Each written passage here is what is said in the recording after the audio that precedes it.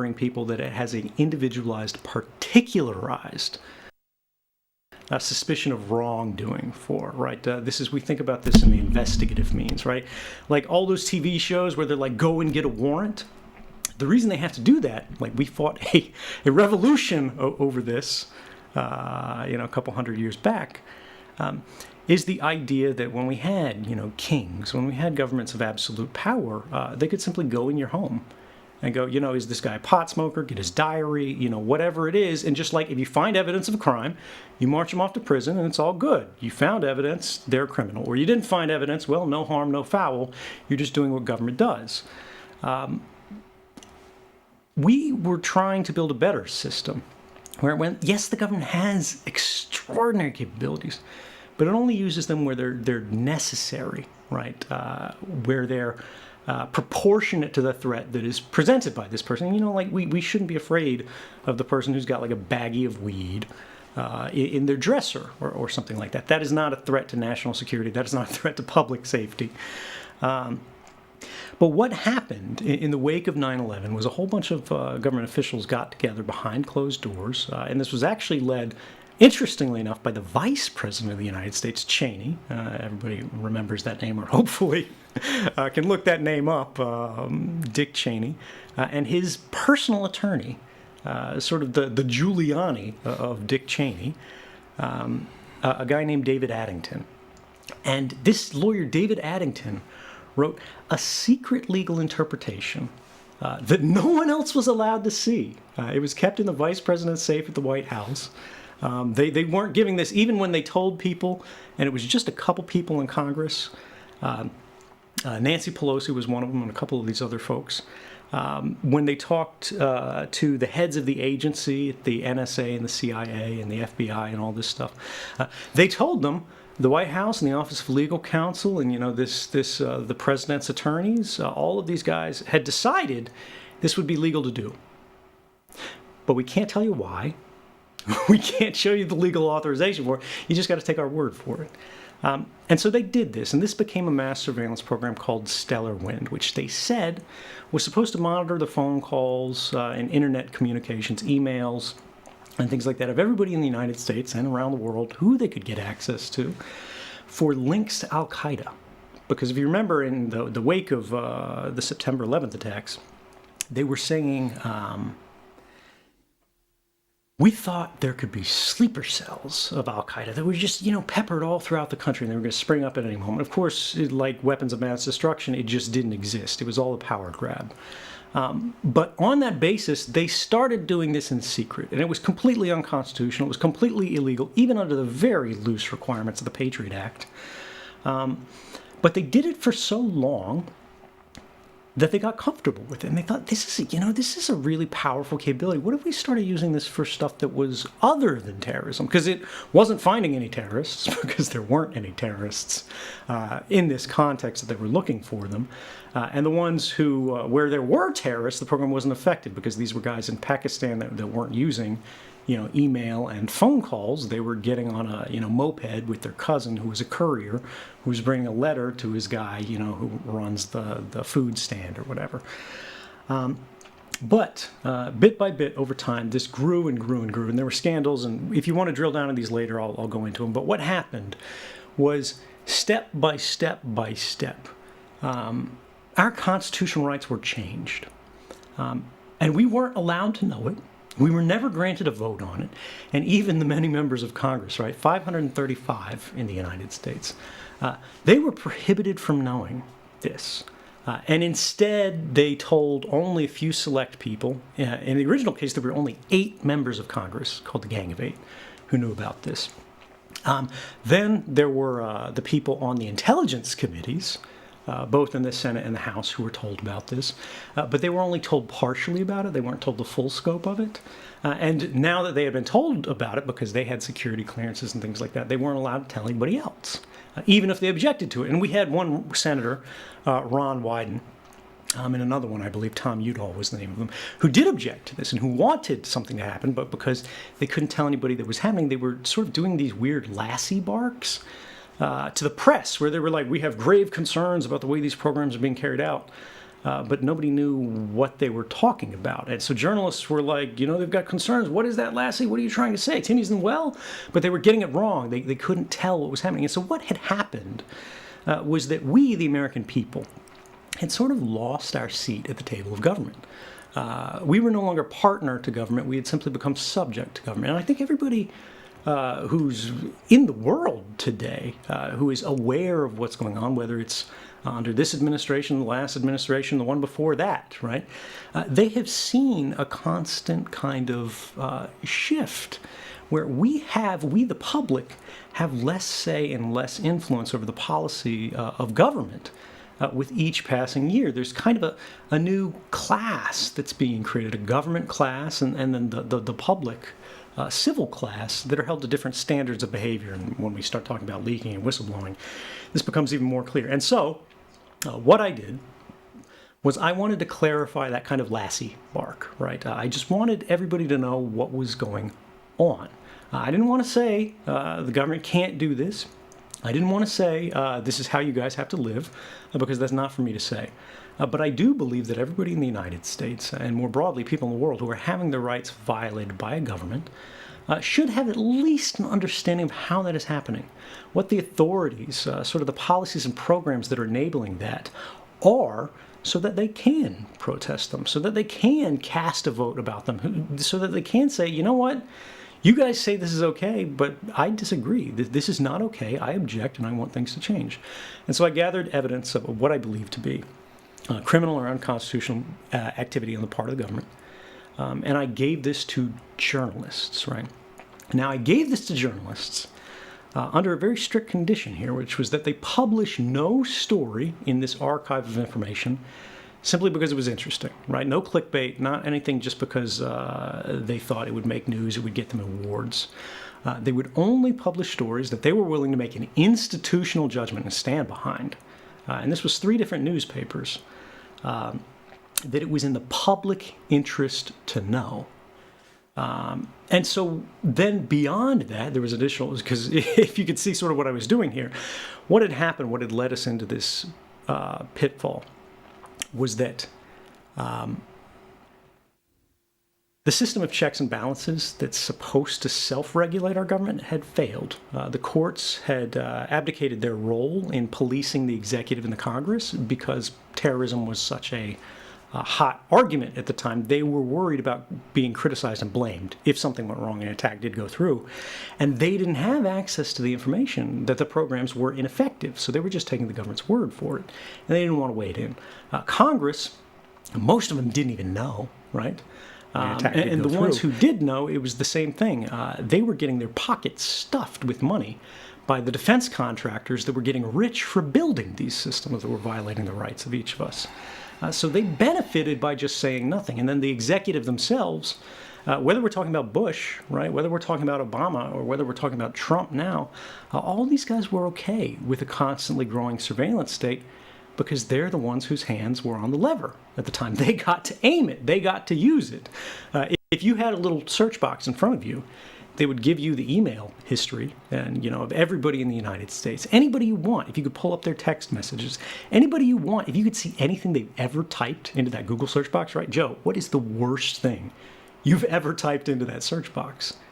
That lasts forever, right? And they have a record of that. They can get that from Google.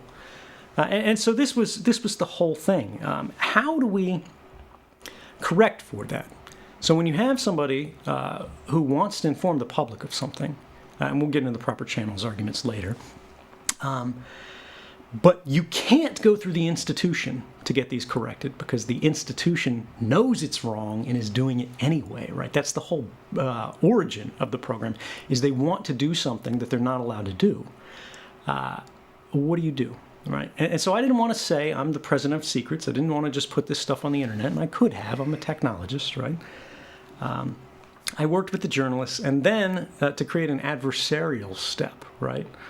Someone who would argue against what I believed, and hopefully what the journalists believed once they consulted the documents and basically authenticated them. Can we get the government to play that role, right? And so before the journalist published any story, and this is a controversial thing, people still criticize me for this, actually. They say I was too accommodating in government. They could be right. Is that the journalist would go to the government and give them warning. Say, we're about to run this story about this secret program that says you did X, Y, and Z bad thing. One, is that right? And the government will always go, oh, no comment. Right? Two, is this going to cause harm? Is anybody going to get hurt? Is this program effective? Is there something we don't understand, right? Is there something Snowden doesn't understand? Does this guy just not get it, right? Are these documents fake? Whatever you want. Say we shouldn't run this story. And in every case I'm aware of, that process was followed. And that's why, right? Because there's a lot of people out there who don't like me, who criticize me, who go, this was unsafe, this caused harm to people or whatever. We're in 2019 now.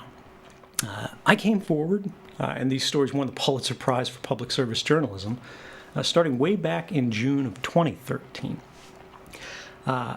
We've had 6 years to show bodies. We've had 6 years to show harm. And you know, as well as I do, the government's happy to leak things when it's in their interest.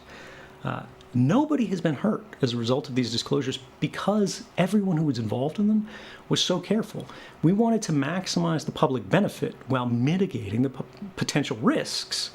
And I think we did a pretty good job of it. But just to get back to the main thing, the original thing that got us off on that trail, when I came forward in June of 2013, I gave one interview to the people who were in the room with the documents, Laura Poitras, Glenn Greenwald, Ewan McCaskill.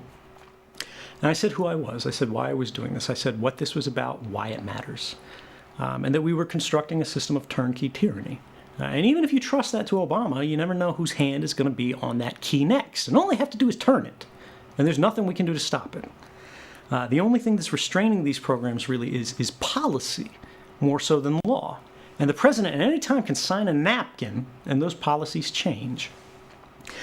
Well, after that, I went 6 months without giving any interviews because I didn't want people to talk about me. I wanted them to talk about what actually mattered. And the government, of course, was trying very hard to change the conversation, as they always do, to be about who is this guy? What have they done, right? What's wrong with them? What are their problems? Who is this loony guy? So they can controversialize the source of a story rather than having to confront the story itself. And that's why I said I really kind of appreciate your take on the media and everything like that, because when you don't tell your story, other people will tell it for you. They'll say so many things about you, and they'll have these misimpressions, like I did because of something as stupid as the avatar that you were using on Twitter, right?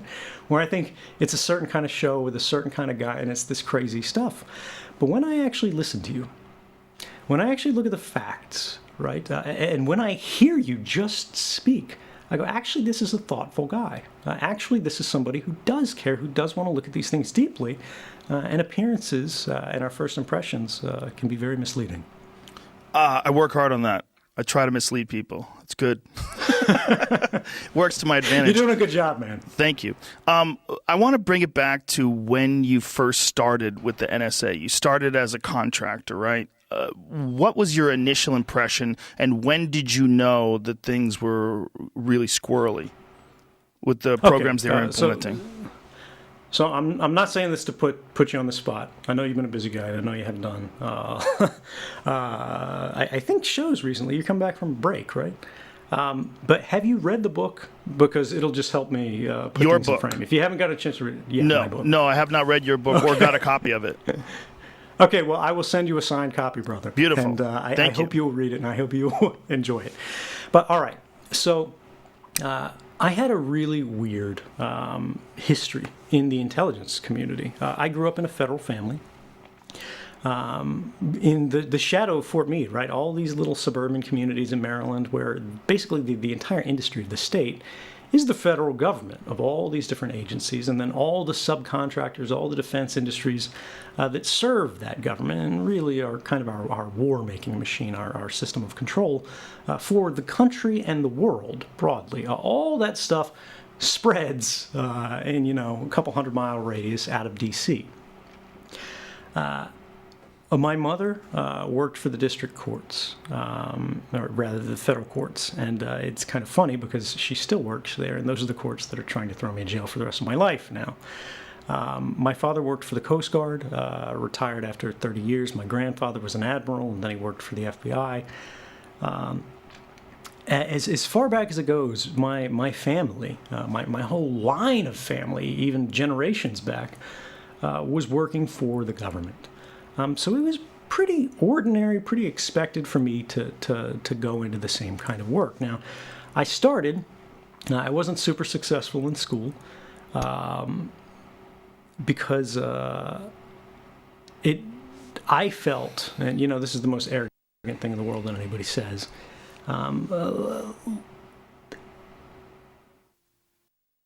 that I had more to learn from computers than I did from, biology class. And so I spent more and more time focusing on technology. Then I got mono, and I dropped out of high school. And now it's like, all right, how do I make this up? I say drop out of high school, but I'm actually going to community college, right? They called it concurrent enrollment, where I'm not taking any classes at high school. I'm going to community college instead.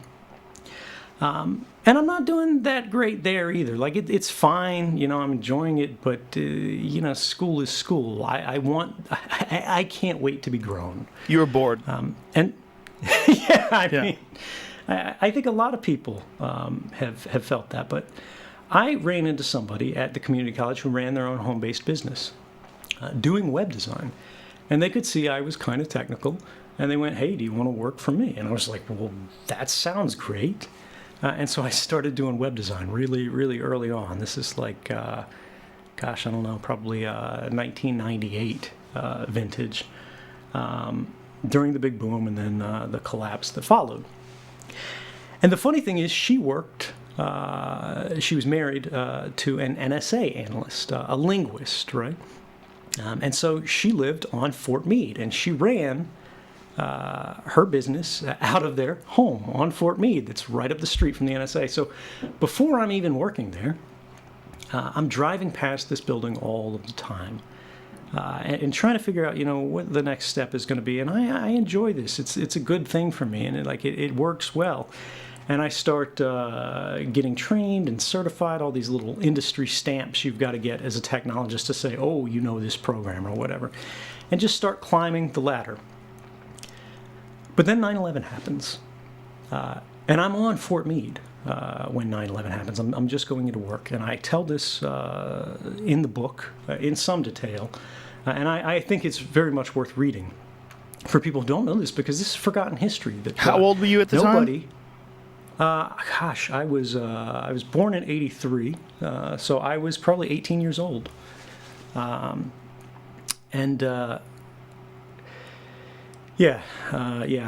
had just turned 18 a couple months before. And what people forget is who knew what was going on before anybody else on September 11th? The intelligence community, right? And what did they do? Right? Did they give out a public warning? Did they tell you guys to evacuate? Did they say do this, that, or that? No. Not for everybody, not for a long time.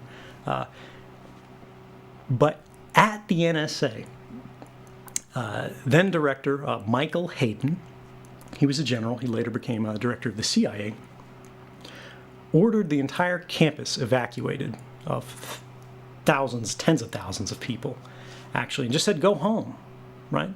The CIA did the same thing. They were running on skeleton crews. At the moment, the country needed them more than they ever had, right?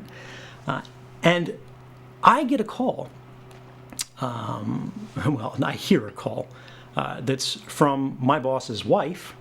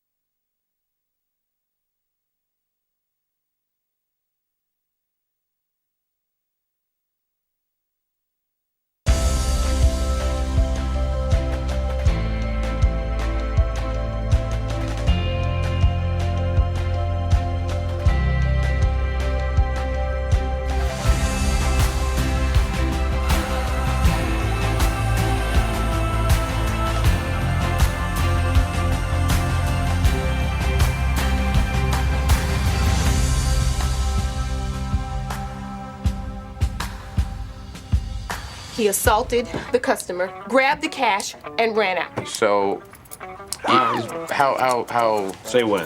Height-wise. I'm gonna start up here. Just tell me when. I'll start from the bottom. Whatever 5'10" is, he was 5'10". The amazing thing about Bill Hader is even before Barry came along, his career was remarkable. And if you doubt me, look at his 100-plus credits. Look at the time he spent on Saturday Night Live. And literally, there's like 600 sketches featuring Bill Hader on the NBC website. If you're looking for an experience, I've got the place for you. New York's hottest club is... But his performance goes so far beyond Saturday Night Live. He has appeared in Knocked Up, he was in Superbad. He also was in Trainwreck, and if you guys haven't seen Trainwreck, I'm ready to pitch a movie starring him and LeBron James as the new Abbott and Costello. What are you doing? Yeah, 2 Cokes. Dude, are you trying to split the bill? Look, I told you those refills weren't free. No. We're not splitting the bill. Pick up the check. Why do I have to pick up the check? Because you're LeBron James. But he's also a performer who could do drama. The Skeleton Twins. Fabulous film, terrific independent film, one of the Sundance darlings that really showed just what he was capable of. But then along comes Barry. Here's my advice to you. You go back to whatever nook of the world you call home, and you do whatever it is you're good at. Because this is not it. You want to know what I'm good at? I'm good at killing people. He won his Best Actor at the Emmys. He won a Directors Guild Award. He won a Writers Guild Award. I mean, it is remarkable what he did. And guys, I can't believe we get to have Barry himself, Mr. Bill Hader. That was super nice. Thank you. Hey. Whoa. Hi, guys. Hi, cool shirt. Thank you. Hi. Wow, look at everybody. Wow. Hi, gang. Guys, he did press the whole day, I understand. He went to Conan, he went to all kind of stuff. You didn't get this kind of reaction, did you? No, not at all. This kind of love, No, love. it's very sweet. No, it's very, thank you very much. Thank you. So we'll talk, they'll ask you a question more specific about the show, but I wanted to ask you, how did you and Alec come with this sick but hilarious show? I co-created with this guy, Alec Berg. Alec started as a Seinfeld writer, and then he did Curb Your Enthusiasm, and now he does Silicon Valley. And so he and our agent, put us together. And we sat and we talked about one idea that wasn't very good for about, and that happens. You talk about, it's never easy, right? So we sat and we talked about this one idea for about a month and a half. And we wrote out tons of notes and worked really hard on it. And then one day I came in and just went, is this working? And he went, no, I'm glad. No, it's not working. And I said, what isn't not working about this idea, you know? And you sit and you kind of talk about it. And I go, it's kind of slice of life type of thing, you know? And those are great. But I was seeing a lot of those on television. I was like, I'd love to do something that has like stakes, you know? Something like that, you know, it's real. What are the most stakes? He's like life and death, and I was like, yeah. I was like, what's a life and death type story? And then I said, what if I was a hitman? And he said, and he goes, I don't like hitman. I don't. He said, there's more hitmen in movies and television than there are in real life. You know, it's like dog catcher. You know what I mean? It's like it's not a thing. And he goes, I hate hitmen, you know, the skinny ties, the 2 guns, the pool. I go, no, it'd be me. He went, I go, me be me, like me not doing a character, like just me, and like very non-threatening, you know. And so he went, that could be interesting. And then very quickly, we thought he should be taking an acting class. I don't know why. I don't know how. We still have no idea how that came up, how though the ideas sometimes they happen like that, you know. So we said, he's taking an acting class, and then we started seeing interesting parallels. Okay, so this is a great, interesting conflict for this guy. He's trying to be a hitman. His life is in the shadows, But to be an actor, you have to be in the spotlight, right? And then to be a hitman, you got to be anonymous and unknown. But as an actor, you want to be known, As a hitman, you have to repress your emotions to murder people. And in acting, you have to, constantly, But you weren't use your going to do emotions. commercials, by the way. Yeah. So I don't know. Yeah. So we go, oh, that could be cool about it, and this is a good lesson.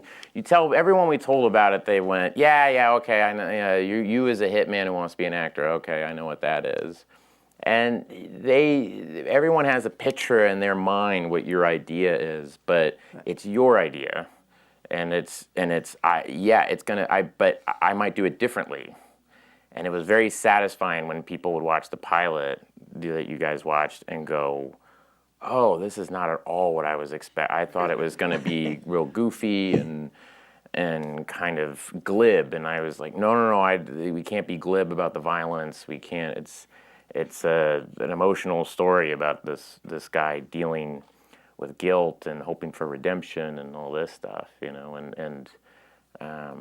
so that was a good lesson for me too, of just going like, no, I know what this is. Just trust me, it's going to be good, because people will constantly tell you that you're doing it wrong. Right. I was on the other side. As an executive, I did the same thing to people. Yeah, you're like, I don't know about this. Yeah. But why are so many comedians attracted to darkness? I don't know. I mean, not all comedians are attracted to darkness. I mean, I don't know. You're just kind of attracted to what you're attracted to. I can't describe it. I don't think the show's necessarily that dark until people told me, and they're like, that's dark. And I'm like, Barry? Yeah. So how did you start in the business? And at what point did NYFA enter into it? That what? The New York Film Academy. That, what do you guys call it? NYFA.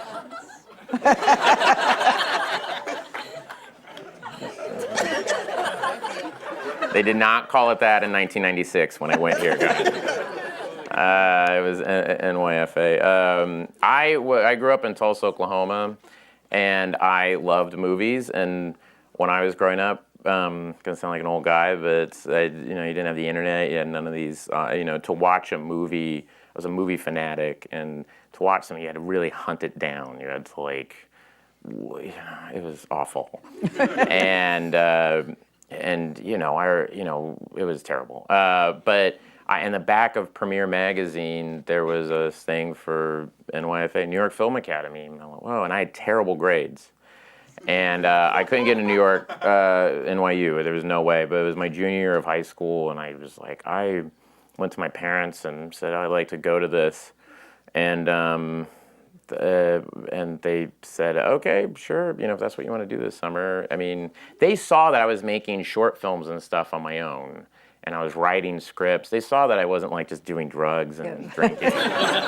They were like, oh, okay, he's applying himself to things that he cares about. If he cares about it, he'll apply himself. But so I went, and I couldn't get into the one in New York, and they didn't have one in Los Angeles at the time, so I ended up going to Princeton, New Jersey, on the one on the Princeton campus, and we made four short films on ARRI-S and on a ARRI-S, and we cut on flatbed. No, you guys do video, right? Yeah, we've done ARRI-S. You done ARRI-S? You guys done 16 millimeter? Yeah, we still do that. Oh, that's rad. See, that is rad. That's awesome to hear. That makes me really happy. Because, Barry's shot in, video. That's not film. But I loved shooting on film. I thought it was so much fun. And so, we made, these films. And then it was the first time I made this thing. And then I remember making one of the shorts. And then the teacher was like, hey, this is really good. And everyone laughed during it. And they thought it was good. And someone was like, how'd you shoot that? And blah, blah, and all this, and I was like, oh, this is good. It gave me a lot of confidence. And so I came back with these four short films, and I was going to go my senior year of high school, and I thought, I'm going to get into a good film school, and it turns out you have to have a really good SAT score, and you have to have really good grades, and I had neither of those things, but I had these short films. And for some reason, I ended up moving to Scottsdale, Arizona. I can't explain to you. I literally just like, was a little lost. And then I went to a school there for a little bit, and then I just moved here. I was a PA on this lot back in 2000, in the year 2000. I was on a movie called Collateral Damage we shot. Oh, yeah. So I was a PA on that, and so I was a PA for a long time. And I was a post-production PA. I worked in post, photocam. I think is photocam still there? Yeah. So yeah, I would like deliver stuff to photocam all the time. And I remember falling asleep in my car in front of photocam. Here's a crazy story. Fell asleep in my car in front of photocam, right? And because I was waiting for this stuff to come out, and I was with my friend, and it was a film that we had made. And so we're sitting there and we're asleep, and we get up, and my friend's like, "Dude, get up." And I go, "What?" And he's like, "David Lynch is outside." And I like look up, and there's David Lynch smoking a cigarette, and I was like, and then he goes, "I have a fucking Twin Peaks t-shirt on." And I was like, "Turn that shit inside out, dude, that's so embarrassing." And then we just stared at him. We got out of the car and just stared at him, and he was like, "Hey." And then we were like, "Right, cool, right on."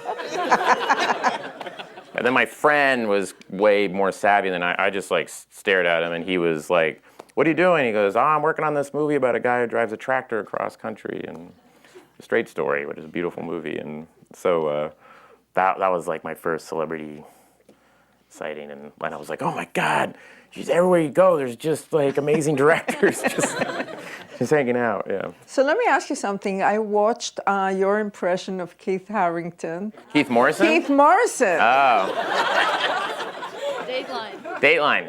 Yeah, the Dateline guy. Everybody's watching it. Yeah. And That'd be so funny if Keith Morrison was in Game of Thrones. He was Jon Snow. "Hey, I'm dead, but I'm back. And we're gonna defeat the dragon. Battle of Winterfell." That'd be great. so I watched you do that in a room where all kind of people were trying to do it, and yours was so superior to everybody's impression. Mm-hmm. And really a cut above. And my question is, how come that you have this kind of gift and it didn't really direct you immediately to, the track of acting and comedian, and instead you went filmmaking? I just was into film. I mean, I was into movies. Like, when I watched a movie, I got really drawn in by the story, the cinematography, the look of it, the feel of it, the score, the production design, those things. And the actors, I love the actors, but it was like the whole package. I was into that. It wasn't, and I was very uncomfortable being in front of people.